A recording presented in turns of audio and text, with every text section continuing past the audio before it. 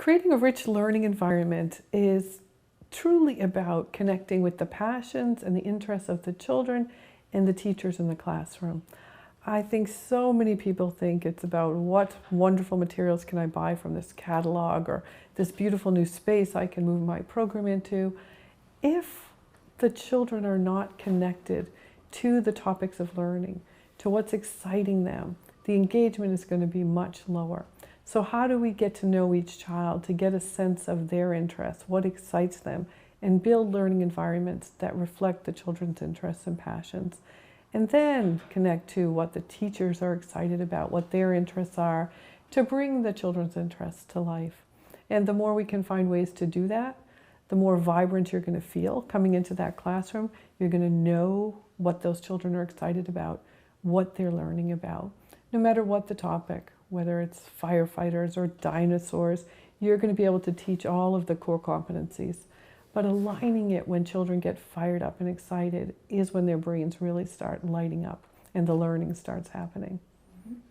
So how would you introduce those kind of elements then into the early years setting?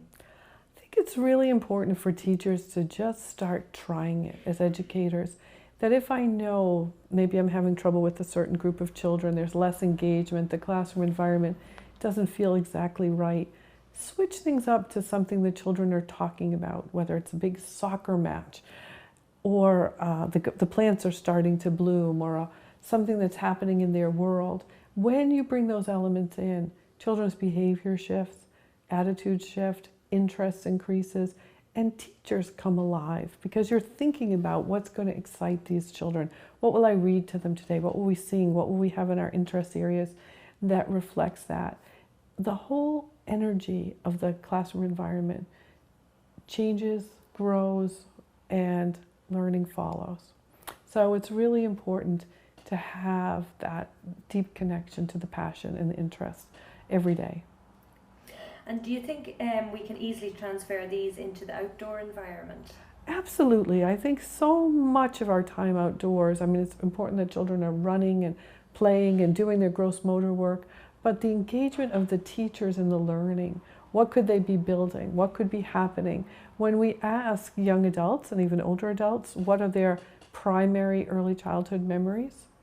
Everyone goes to building that fort, climbing the tree, playing in the sand, very sensory outdoor experiences. But we've gotten to less and less and less outdoor experiences.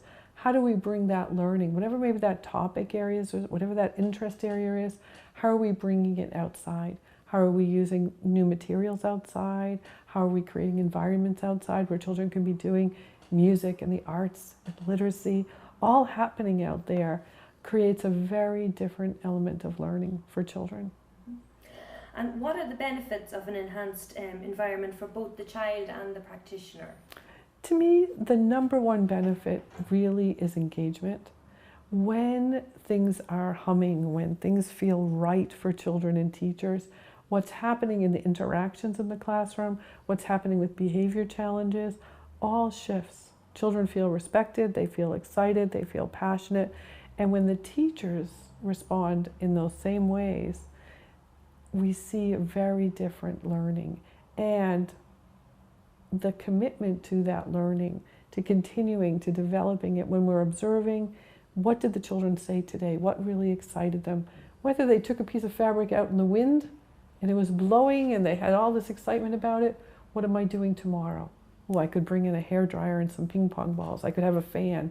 That when teachers start getting sparked up, children will get sparked up.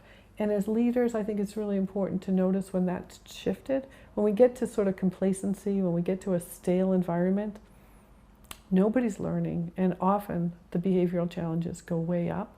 So we need to be aware of that, whether it's seasonally, whether it's different times of the school year, that we're paying attention to really the sort of culture and climate of the environment, as well as the learning of the environment, because they interrelate all of the time.